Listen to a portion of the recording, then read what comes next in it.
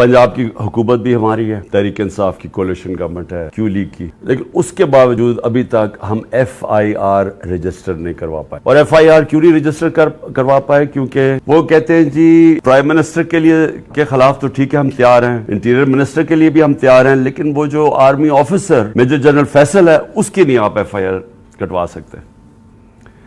तो मैं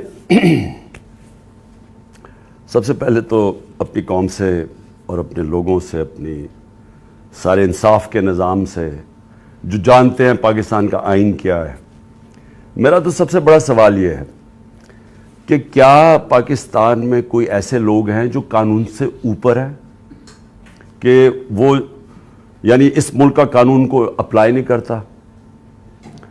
क्या ये हमारे आइन के अंदर ये इजाज़त देता है? और ये एक ex prime minister of Pakistan कह रहा है कि ये 3 लोग मुलव्वस थे, और तफ्तीश में जब होगी तो पता चल जाएगा है या नहीं है। लेकिन ये तो मेरा राइट है, ये मेरा हक है कि मुझे पता था कौन इसमें मुलव्वस है, मैं चाहता हूं उनकी इन्वेस्टिगेशन हो, मैं उनके ऊपर FIR कटवाना चाहता हूं। ये कैसे हो सकता है कि आगे से हमारी अपनी पुलिस, पंजाब गवर्नमेंट के नीचे है, वो कभी कोई वजह दे देते हैं, फिर सीधे सीधे कई कहते हैं जी अगर आपने करवाना है तो हमें हटा के किसी और को इस ओहदे पे बिठाए जो कि ये FIR काटे। तो मेरा सारा ये जो हकीकी आज़ादी का जो मार्च और ये जो 26 साल पहले इंसाफ की तहरीक चलाई थी, इसका मकसद क्या है? बॉटम लाइन एक है इसकी कि कभी माशरा ना आज़ाद होता है ना खुशहाल होता है जिधर कानून की हुक्मरानी नहीं होती। और कानून की हुक्मरानी का मतलब सारे लोग कानून के नीचे जो हर महज़ब माशरे में होते हैं। मुझे एक बड़ी हैरत हुई कि DG ISPR ने स्टेटमेंट दी। स्टेटमेंट क्या देते हैं वो कि क्योंकि इमरान खान ने एक फौज के एक फर्द के ऊपर, एक ऑफिसर के ऊपर इल्जाम लगाया, सारी फौज बदनाम हो रही है। यानी ये मुझे जरा हैरत है कि क्या इसके ऊपर DG साहब आपने कोई तवज्जो दी? आप क्या कह रहे हैं? इसका मतलब ये कि मैं अगर एक जज के ऊपर कहूं कि ये जज 2 नंबर है, इसका मतलब सारी जुडिशरी 2 नंबर है। अगर वो कोई कहे कि PTI के अंदर एक कोई करप्ट आदमी है तो मैं कहूं तुमने सारी PTI को करप्ट कह दिया। ये इसमें कोई लॉजिक है? आपके कोर्ट मार्शल क्यों होता है? क्योंकि कोई गलती करता है ऑफिसर तो कोर्ट मार्शल है। तो मैं जब ये कह रहा हूं कि मुझे यकीन है कि इन तीनों लोगों ने इस पर पूरी साजिश के तहत ये किया, तो ये मेरा राइट है। और मैं कोई एक आम शहरी भी से इसलिए फर्क हूं क्योंकि मैं एक सबसे बड़ी पॉलिटिकल पार्टी का सरबराह हूं, मैं एक्स प्राइम मिनिस्टर हूं। और मैं अगर ये FIR के अंदर ये इसका नाम नहीं लिखवा सकता, तो मैं आप सवाल पूछता हूं कि बाकी कौम का क्या करती होगी, आम आदमी इस मुल्क में क्या करता होगा? मुझे ये बताएं कि ये तो मैं जो सारी मेरी जो 26 साल पहले तहरीक इंसाफ फॉर्म की थी, वो फिर साबित हो गया कि यहां तो सिर्फ ताकतवर जो है वो कानून से ऊपर और वो सारा कुछ है, आम आदमी को इंसाफ नहीं मिलता यहां। और जब तक आम आदमी को इंसाफ नहीं मिलता वो आजाद नहीं होता। तो वो कौम जिसमें इंसाफ नहीं, वो गुलाम रहती है, और गुलाम कौमों ऊपर परवाज नहीं कर सकती। ये मैं जितनी भी दुनिया की डेमोक्रेसी में देखो, ये तासुर कोई सोच भी नहीं सकता इस तरह। पहला मेरा ये पॉइंट है।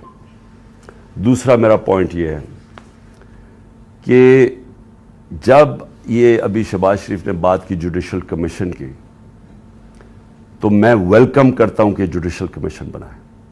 लेकिन मेरा पहला पॉइंट यह है कि जुडिशल कमीशन क्या करेगी जब जो 3 लोगों के मैंने नाम लिए हैं, इन 3 के नीचे सारी वो एजेंसीज है जिनने इन्वेस्टिगेट कर रही है।